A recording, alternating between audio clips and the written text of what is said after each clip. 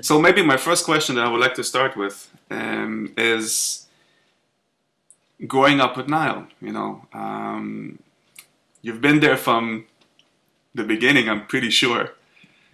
And I saw some documentaries about Nile, some stuff that came out through YouTube about his workshop, about his ideas, and he tells a lot about that. And I had this image in my mind of like, wow, imagine what it would be like to actually be there, especially, I guess, as a young child or a teenager, I guess.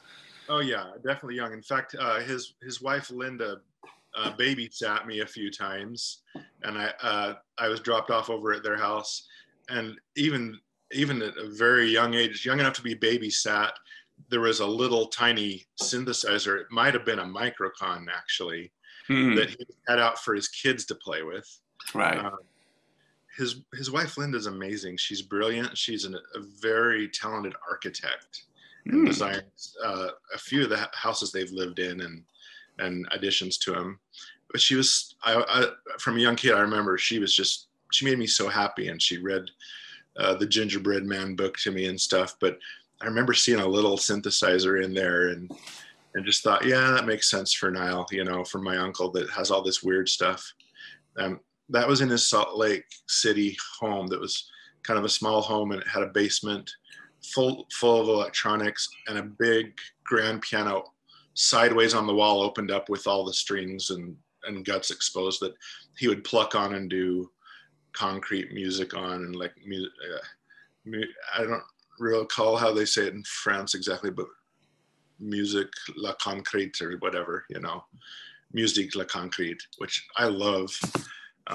And that's Hmm. been on me. But yeah, a big part of growing up with Nile is that what's so neat is, first of all, his humor. He's so funny and spontaneous and deadpan, and um, he will he'll trick you and play tricks on you, or he'll confuse you on purpose. Hmm.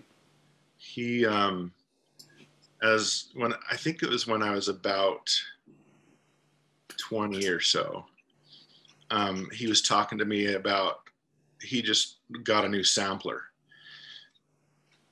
and he said it's one of the best I've ever had, and I've been excited about it, this sampler, and he said, and it was what's amazing, it was only $20.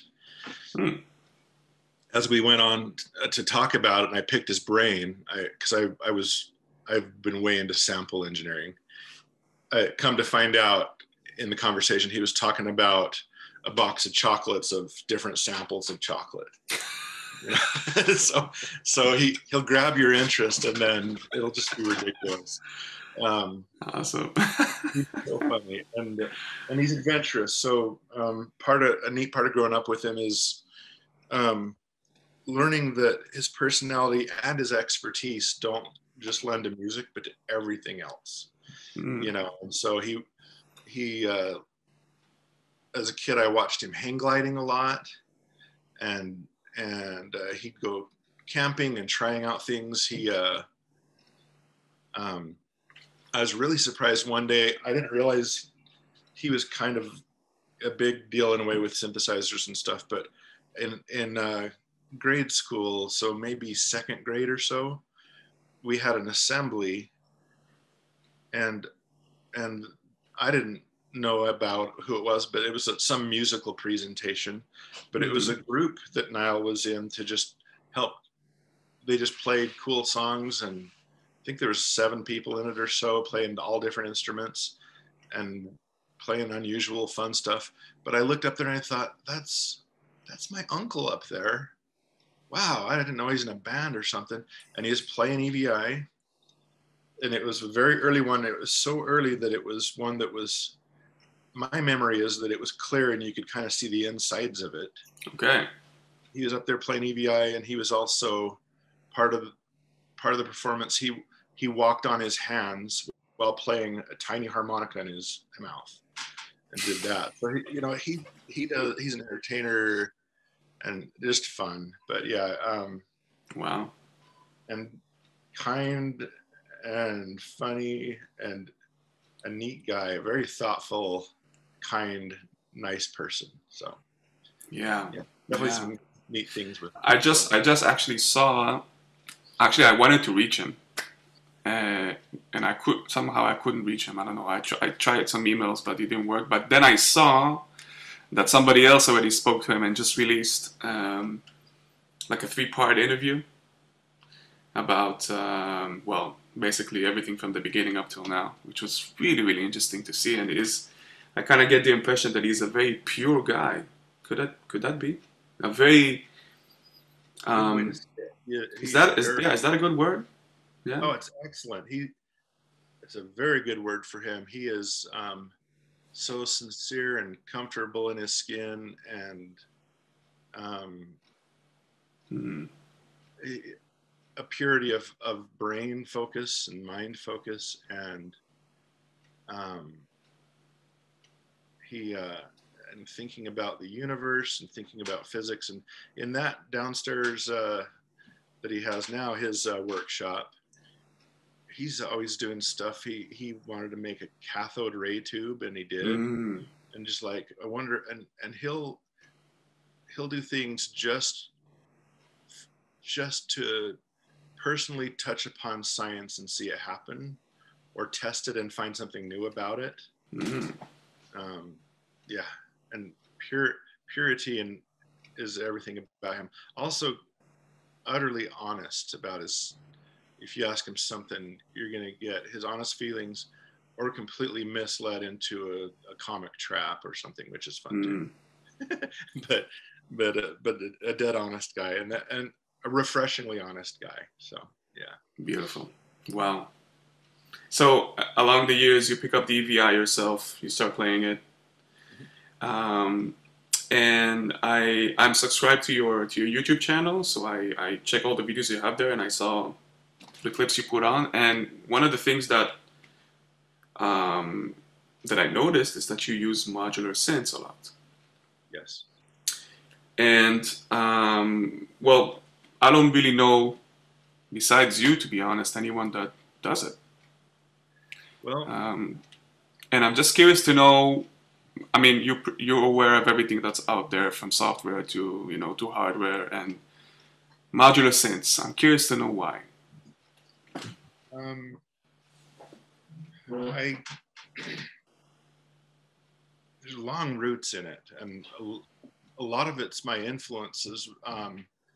Some of my 3 biggest influences with synthesis from a very young age was Nyle, of course, seeing and hearing him play. Also Isao Tomita, the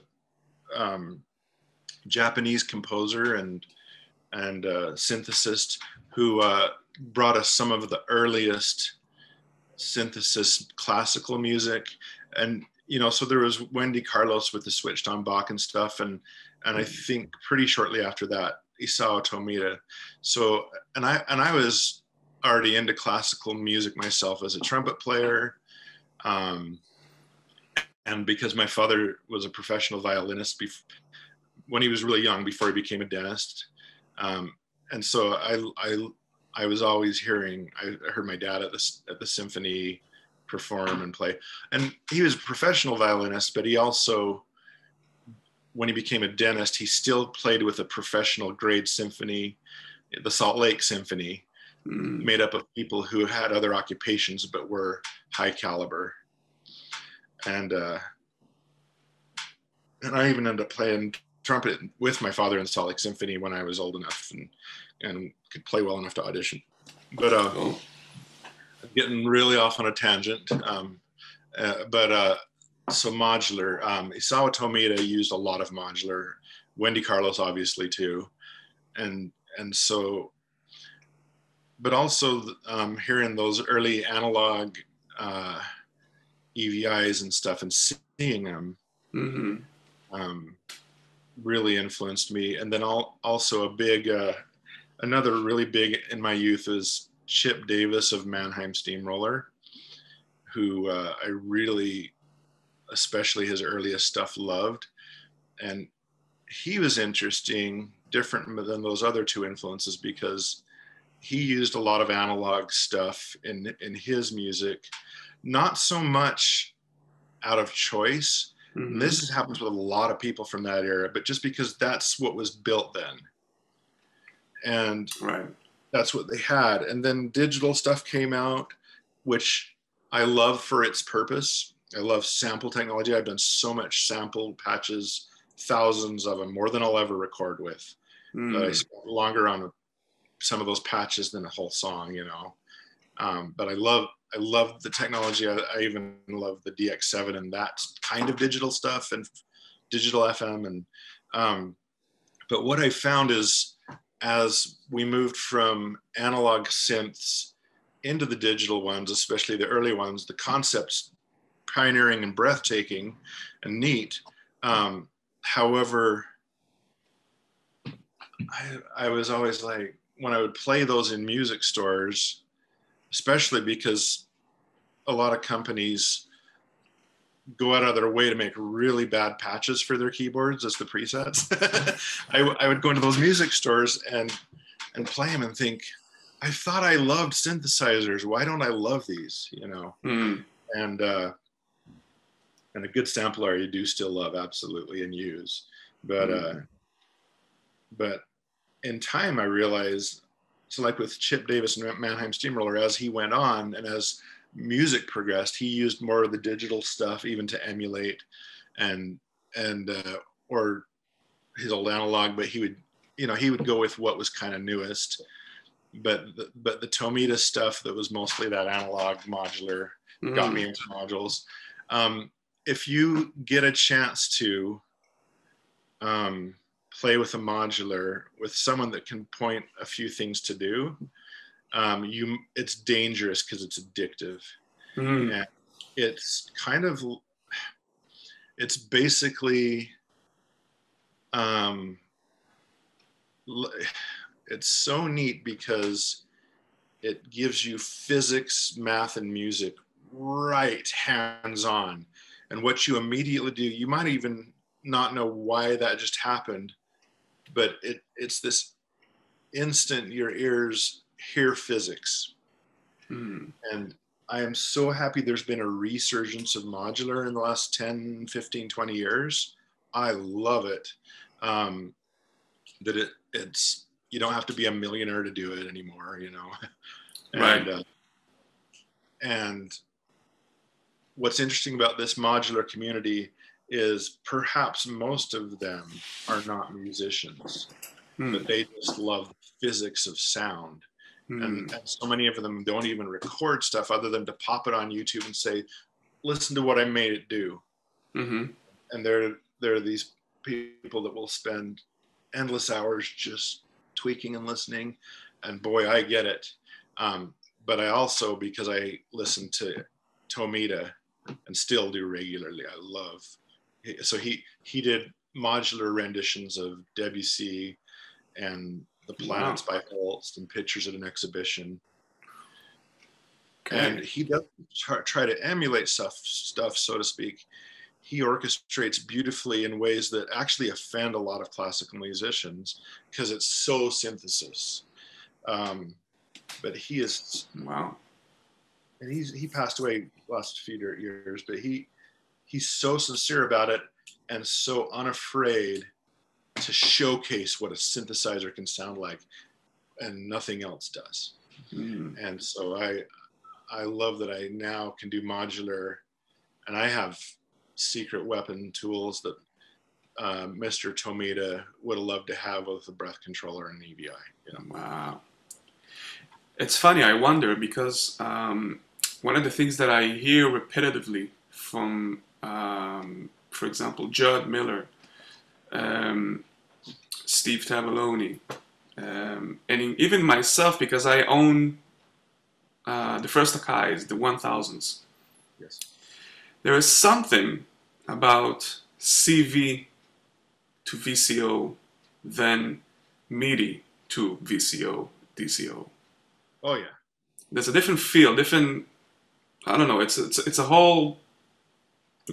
You understand what I mean? So I'm curious. What are your thoughts about that? Is this something that actually? This is also a reason why you use modular synths?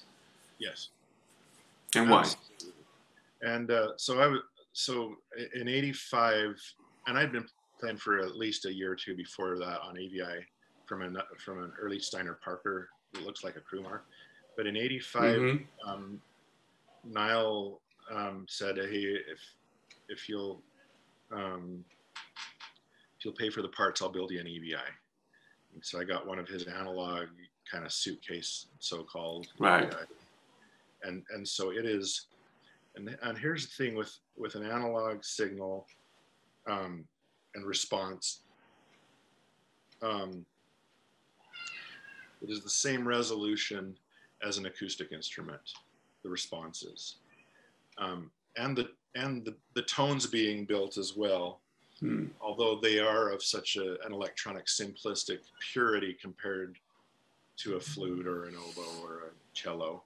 But the resolution of response and tone quality is there. And in the synth world, even in the modular, the synth world, there's huge, even angry arguments about digital emulation or digital synths, plugins versus real analog, and even analog voltage controlled oscillators versus digitally controlled oscillators, which is also an analog oscillator, but it's clocked with a digital. And there's huge arguments of people mathematically showing, no, they're just as good as each other. And I deeply wish they were, because I for a long time used the Clavia Nord modular, which I love it. And I love plugins and even the analog emulating ones. And those digital plugins sound so good that you are convinced they're as good as real analog, quote, real analog. They're so good, you get convinced of that. Until the second you then A/B them and then go play an analog modular synth. And then you go, oh yeah. And then it's like, they are great, but I just remembered what it's like to hear this.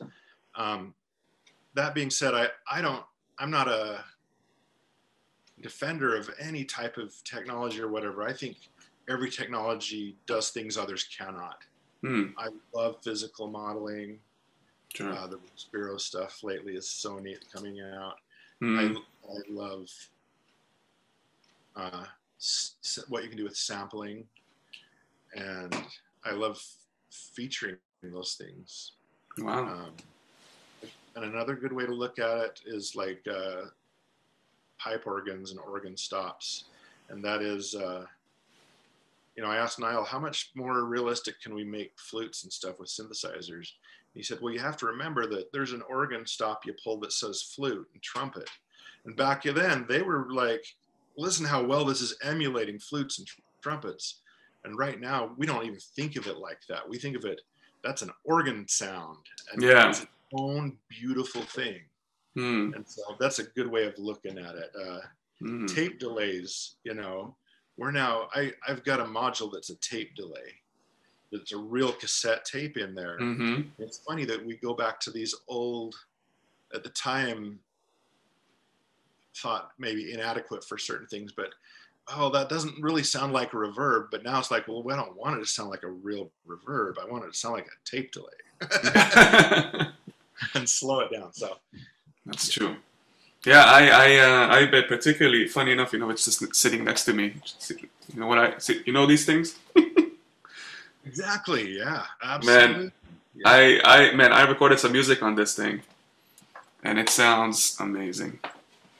There's, I think it's the keyboardist for Trent Reznor with 9 Inch Nails that would use a unit quite like that as a very simple mellotron. He would have loops on there and fade them in, and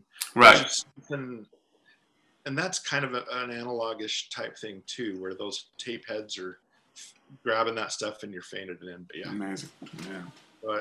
And the steps of MIDI, especially for something that allowing so much nuance as breath control, they are really good for stuff. But when you're doing with the analog sounds, especially, it is easy for those steps to be revealed, especially near the attack, when it's so important. So I love, even when I play my modular with MIDI, I will put a slew module in between them, which is a portamento basically for the breath, not for notes, so that it does smoothen out my MIDI. So that sounds a lot better, but still the resolution and speed of attack of direct CV into a modular. Daniel Riera, who's a great EWI player, an amazing live performer and innovator. I think there's an article somewhere online where he hacked his 4000 probably or something like that. He got the direct CV out of it. Yeah. And he's a smart dude, and he can program a modular. Oh my gosh, I've learned a lot of things from him. And okay. I met on a modular forum online. Good to know. Before the new EVI came out and stuff like that. And yeah, wow. he hacked that. And there's getting more and more some ways to do it that are more accessible. And plus, modular and just little analog gear with CV is cheaper and cheaper and nice. So, wow. If you like that sound. I have not so much experience with it, I must say, but I'm a I'm a big fan of analog gear. So for me personally, besides Respiro, which is its own thing, I always come back to hardware. Some people can play plugins very well. For me, it doesn't work. So I have like a bunch of synths that I use, but they're all hardware because it just, they just feel much better, sound-wise, expression-wise. Modular is maybe another step I will get into in the future, but for now I'm very happy with just standard hardware. And there's ways to do it that is even semi-modular, or even not modular, but analog with a couple of CV inputs. Yeah, that'll be maybe the next step I'll take. You're right. That's a good thing for me to try. Moog siren with CV, unbelievable. You can do full orchestrations if you wanted to with just that. And that said, though, when I do play physical modeling, they take your MIDI input with physical models and they highly expand the resolution in the sound engine. Right. So I don't feel as limited with those physical models. And I love mixing technologies, even in a voice. So you'll hear me a lot with an analog sound layered with maybe one or two plugin sounds, or like Sculpture, which is a physical model in Logic. Right. And that way you get the best of both worlds and very different sounds. True. And, so everything has its way. All these technologies lend us something different. So. Great. So Nyle makes the MIDI EVI, right? And then some years later comes Johan Berglund with a new MIDI EVI of his own called the New EVI. And of course, I see that you guys are working together and promoting this instrument together. I'm curious to know how this whole thing came about.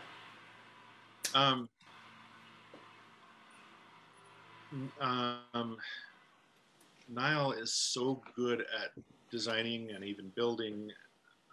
His best thing is playing, but his least favorite thing is being a factory. And we can all understand that. He and I do this similar thing where we want to help as many people as possible, and then we get spread thin. And his instruments required some real specialty to build and stuff. And so it turned out that, he's had a life to live, and I'm glad he lived it by not just being a factory worker all hours of the day, but by performing music, Yeah, he made it to perform music on, and not even to mass produce, but to perform, to play music. And so what happened is you got these great professional EVI players and EV players, but then especially the EVI players ran out of instruments they could even. True. And if they were broken, not easy to get fixed. kind of. So, um, so Steve Anderson is a really great EVI player. He's kind of the guy that saved the EVI. That was a big campaign that I jumped on with when I saw. So it got to a point where people could not get EVIs very easily at all, and that are rare and expensive and older, so repairs might be needed or whatever. And it and apparently, because I wasn't on the Wind Controller forum all those years, I was aware of it and stuff, but they were talking about a lot. How do we get more EVIs built? And who I refer to as the guy that saved the EVI is Steve Anderson, and he's a great EVI player and neat guy, and he was just saying, hey, let's talk about the elephant in the room. I went back later and read the old posts that started it. He's like, let's talk about the elephant in the room. How are we going to get more EVIs? Okay. And so, and then I believe he met on there's a forum, GitHub, I guess. And I believe is where they were on there, and Johan was working on a teensy, or an EWI that was made from a teensy. So it was a really little miniature with conductive tape as keys, really cool unit. And Steve Anderson connected with him and said, hey, do you think you could make an EVI? And it went from there. And while I'm talking about memory and names, a little aside here, tangent is, if we think of Ewan McGregor, that's how we in America need to try to remember how to pronounce Ewan's name. It's like Ewan. So it's Ewan Berglund. We're always wanting to say Johan or Johan, but with and I still don't. He's fine being called Johan, but it's Ewan Berglund, and I try to say it right, and sometimes I do. But anyway, Steve got with him, and Ewan is so smart with programming and so passionate and creative with both coding and with design and product design, and also optimization in a modern, fresh way. He doesn't try to turn things into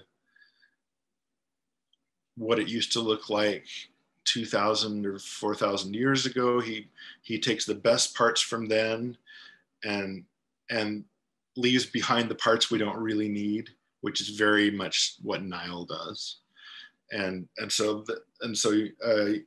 So Ewan very quickly jumped on the new, let's make an EVI. And it started learning it and building it. And he and Steve took a long time prototyping together and ideas bouncing back and forth.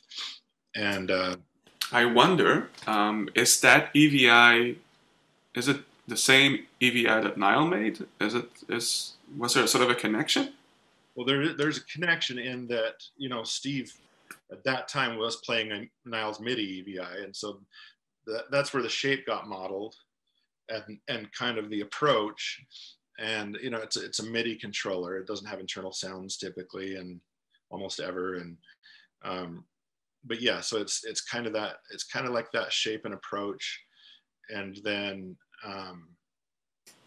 do they differ from each other? So good. Are they what? Do they differ from each other? They do. The new EVI is built from the ground up. So they look similar, but it's a whole new design, a whole new software, and they're definitely different. And when I saw the new EVI, and it was before it was officially launched, but he had some photos up there of a green and an orange and a red one, and just a few. It blew me away. I just saw him on Facebook, And I was like, I can't believe what I'm seeing here, because I wanted EVIs available as well. I wanted them back in the world. And I saw those, and I remember just thinking, I hope it plays half as good as it looks, because boy, are they beautiful. His designs are so gorgeous and amazing, and they actually pay a religious homage to electronics and design. You can see the stuff in there on a lot of them, and he shows this is how we carve instruments out of wood these days, is with microchips and stuff, you know. And I love it. It celebrates this wonderful technology that fountains out from mankind. And so I saw that, and I reached out to Johan and said, and just let him know, oh my gosh, this is amazing. And then we connected there. I also reached out to Nyle, and I showed him the pictures. It blew him away. He was excited. And I asked him, I said, I know you're kind of working on some smaller Arduino-based EVI kits that he'd been working on and has for years, and still not quite there, but just to make them easier to build if someone wanted to build it as a kit.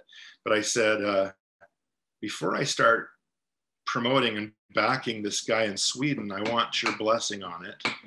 And Nyle said, oh yeah, I don't even care about if I make money or this or that. He said, I hope he has all the success. And Nyle said, it's like having my children out in the world again, to have EVIs coming out.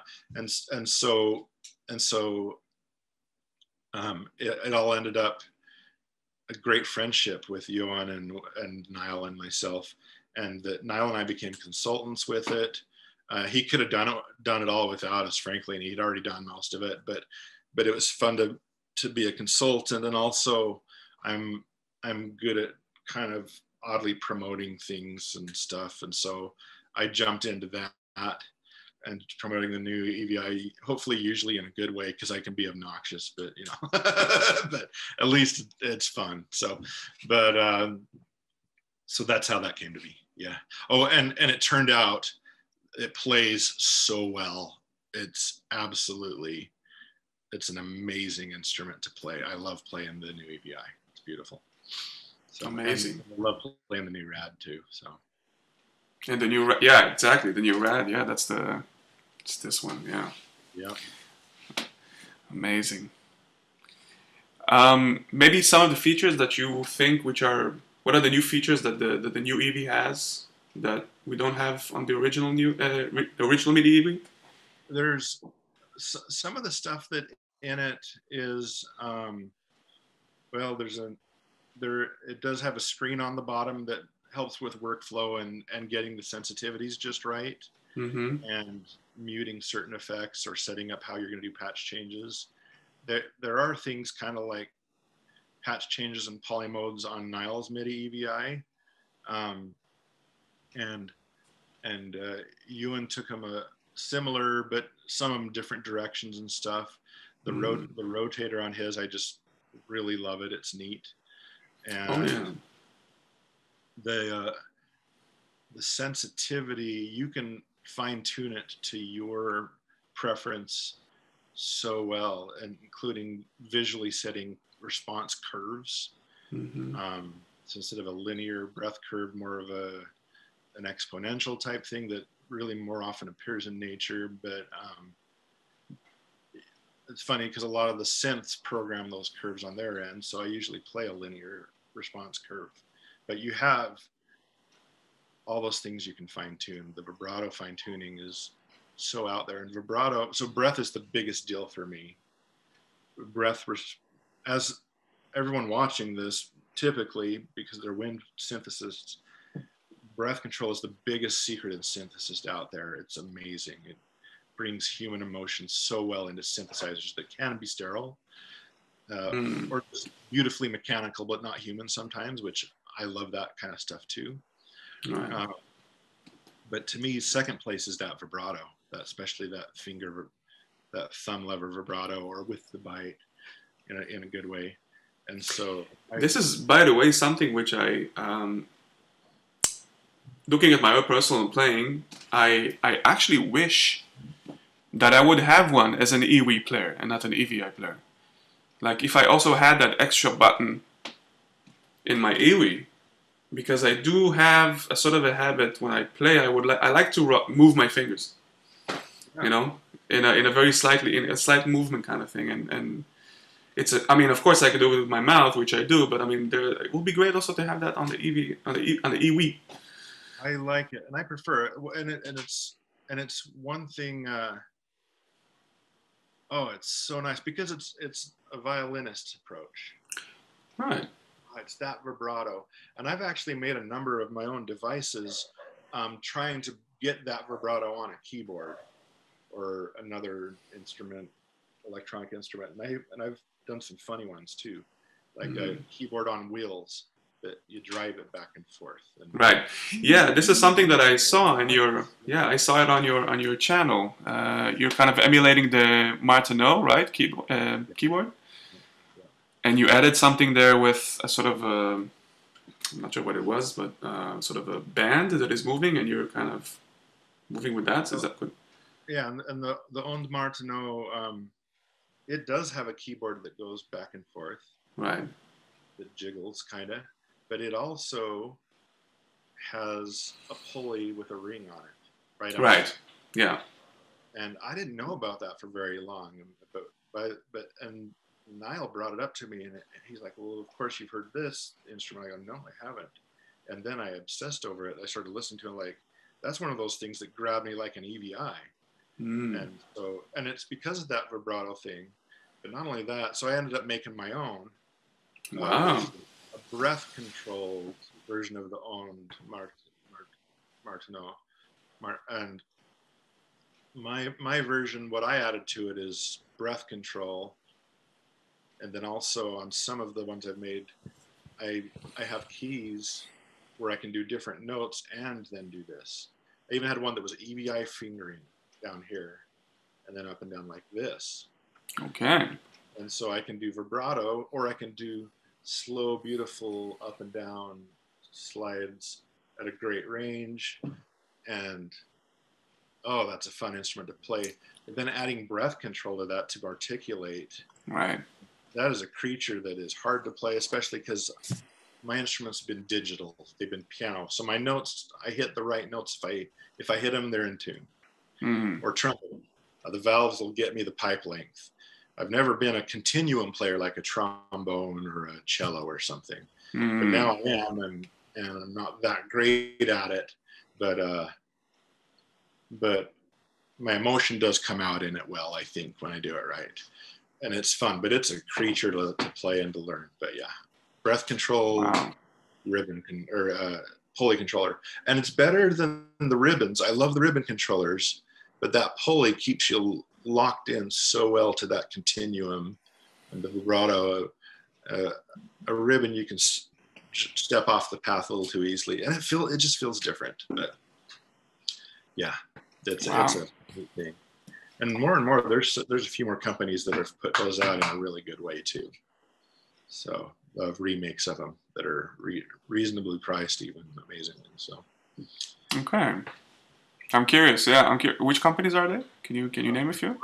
So the ZORX, and in fact, I'm just going to grab it real quick. Yeah, sure. I think these are about $600 US. But whoa. And this one's totally analog, which an instrument like this is best for, because otherwise it's sliding pitch bend way too wide, and then the MIDI resolution really jumps out at you. So these are analog interface jacks and stuff, and there's even a pressure pad here. So if you wanted that to be your articulation, it actually does it quite well. And it's nice. It's really quite nice. And when you turn on, it lights up beautifully. And he also makes a ribbon control version, and it's good. It's a good one. And I think it's like around $600 US. Wow. Well worth it. It is cool. Amazing. and this thing is something like an EVI where we're bringing different ways to bring human muscle more directly into the synthesizer. Hmm. And so that all these nuances can be captured. You don't really typically play it like this. I'm just doing it so we can see it on camera. Usually it just sits there on your table in front of a, you know, a module or a synth. Right. Did I see Nyle playing a very kind of a reduced version of the EVI, which has like two, like his fingers are here and there's a sort of a, what is that? Well, I'm moving my studio around a lot, and I can't locate it right now. It's in there. That's okay. That's totally fine. It's a tiny room with a billion items in it, but we'll put up a picture of it. Perfect. And I'm curious to know what's the difference between this one and the previous one. This one is made. It's so far the lightest, the smallest, the most portable, and the easiest to construct EVI. Okay. And I see. he's even got it where the canister is gone. You hold it, and you hold the end of the EVI still the way you would a normal EVI, but instead of turning your wrist, your thumb is going around those same rollers that are in the same position. Oh, okay. That's quite nice and natural, and it still gives you one of the greatest things about, I'm lucky I'm an EVI player, because that solid canister axis of stability is so neat. That still has that really well. It's hard to tell if I like one more than the other. I have played on that one a lot, but not enough to really fully objectively say if it's as good as the canister. It's great. It's sure better than a violin. Johan and I were talking about that just the other night, about how can we make the ergonomics slightly, and it came out that, you know, we're so spoiled compared to a violinist who has to be a contortionist and do vibrato with a left hand like this, and then they have to pretend they're relaxed and in a state of comfort and bliss and play beautiful things. Like, wow, that takes some. Yeah, totally, man, totally. And I'm like on an EVI that's so ergonomically just flawless, and still like, how can I make this nicer? You know? So, amazing. One thing I wanted to talk about is that only since the new EVI started emerging and then launched, have I in a big way, or even have I gotten involved with all these other wind players, and